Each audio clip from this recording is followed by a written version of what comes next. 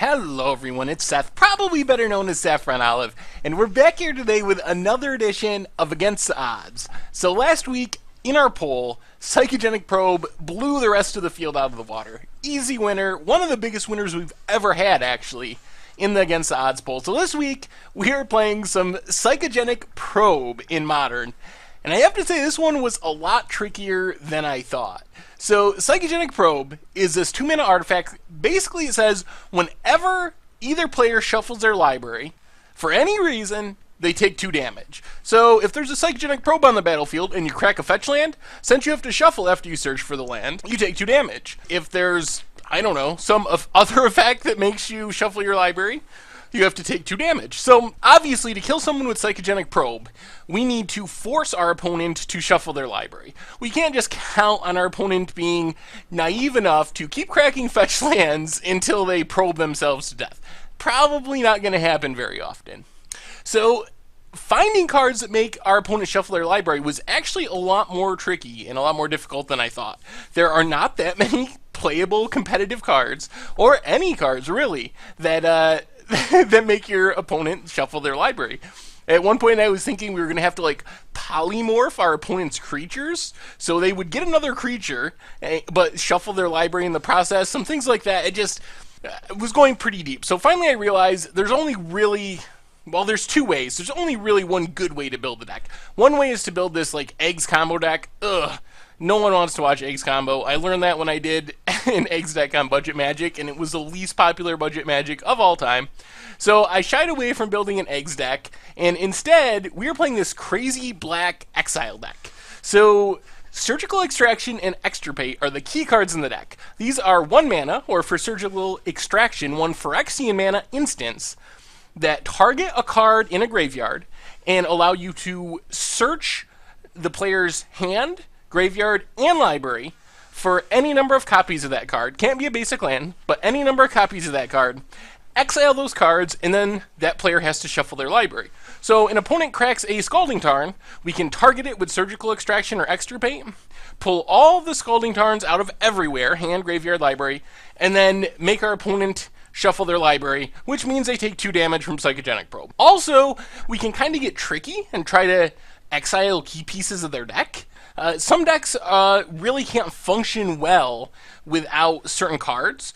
Imagine the Eldrazi deck where you get rid of Reality Smashers and Thought-Knot Seers with Surgical Extraction and Extirpate. What are they going to do? How are they going to kill you? Beat you down with Eldrazi Mimics and play Chalice of the Void?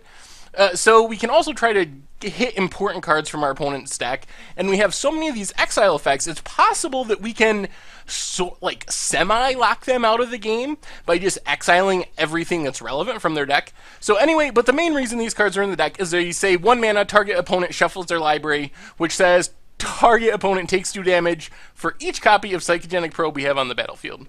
Bitter Ordeal is a complicated one. It is 1 and a black. For a sorcery, it says search target player's library for a card and remove that card from the game. Then that player shuffles his or her library. So you search their library, take any 1 card, and then they shuffle. But it has this weird mechanic called Gravestorm, so we get to copy Bitter Ordeal for every permanent that was put into the graveyard this turn. So with Bitter Ordeal, if we do things right, we can get multiple shuffles from 1 card. So we crack a couple Ghost Quarters, destroy a couple of our opponent's lands, cast a Bitter Ordeal. We would get 5 copies of Bitter Ordeal. We exile 5 cards, any 5 cards from our opponent's library, but we also make them shuffle 5 times because each copy resolves separately. So we search for 1 card, opponent has to shuffle their library, takes 2 damage from Psychogenic Probe, search for another card, opponent shuffles their library, takes 2 damage from Psychogenic Probe, and so forth. This is actually the card if you wanted to build the Eggs deck. You could crack all your eggs, your Chromatic Spheres, Chromatic Stars, get them all back from your graveyard, just like a typical Eggs deck, crack them again until you get 10 or 20 cards that have went into your graveyard this turn, permanents that have went into your graveyard, and then cast a Bitter Ordeal and 20 someone with Psychogenic Probe in 1 shot. So that's another way of building the deck, but like I said, I didn't really want to play eggs because no one likes to watch it. Anyway, so those are our first cards to make our opponent shuffle their library. We also have some spicy ones. We have 2 Sadistic Sacrament, 3 black mana, sorcery, has a kicker of 7, so for a total of 10 mana, you can get the kicker. You search target player's library for 3 cards and exile them. If you kick it, so if you cast it for 10 mana instead of 3, you get to search for 15 cards instead. So basically, this is 3 mana, exile our opponent's 3 most important cards, also make them shuffle their library so they take 2 damage. Cranial Extraction and Memoricide are basically the same card. The only difference is one is arcane. You name a card, search target player's graveyard, hand, and library for all the cards with that name, and remove them from the game. Actually, it's a non-land card, so you can't hit any lands with it. And then the player shuffles their library. So this is a way we can get rid of all the Snapcaster Mages, or all the Thought-Knot Seers, or all the Escape Shifts, whatever important card our opponent has.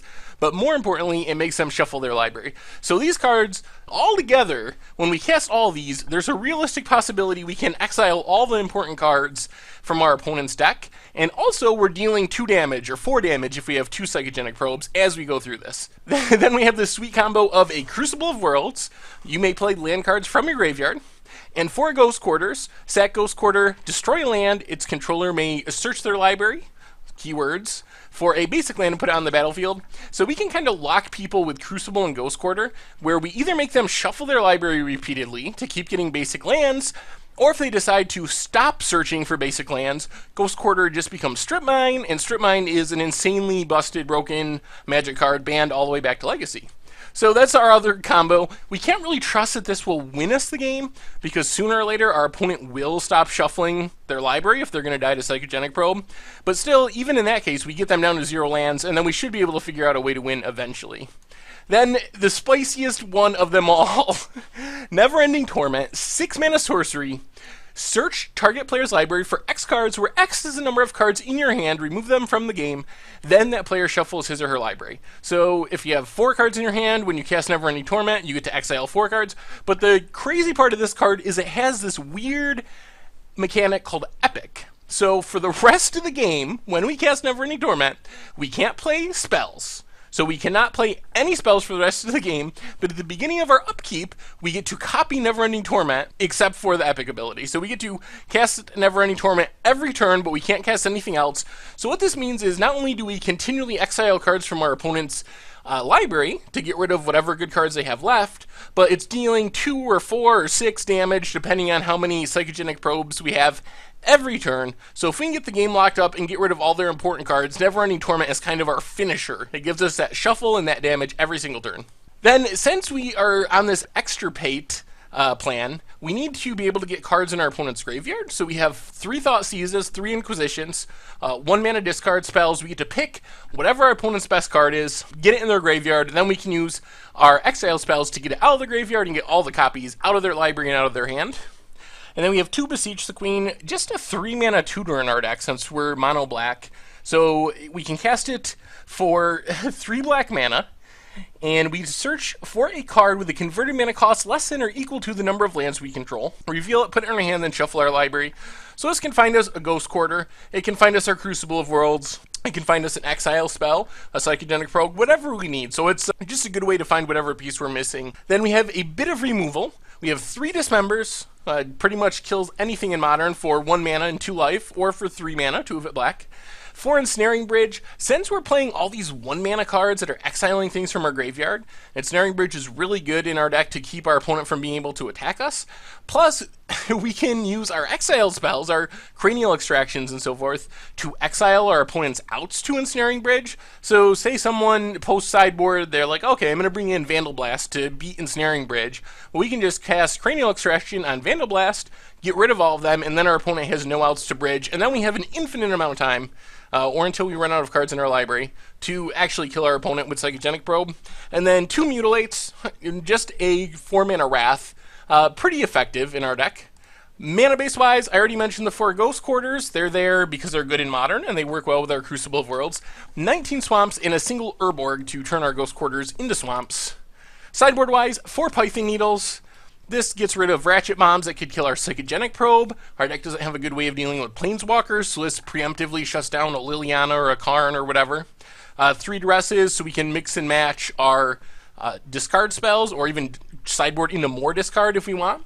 2 Victim of Nights, another good removal spell in a heavy black deck. The 4th Dismember, 2 Drown in Sorrows for go-wide creature decks. And then Curse of Deathhold, creatures enchanted player controls get -1/-1. So this is a way we can just kind of lock some decks out of the game. Like Affinity has a really hard time beating a Curse of Deathhold.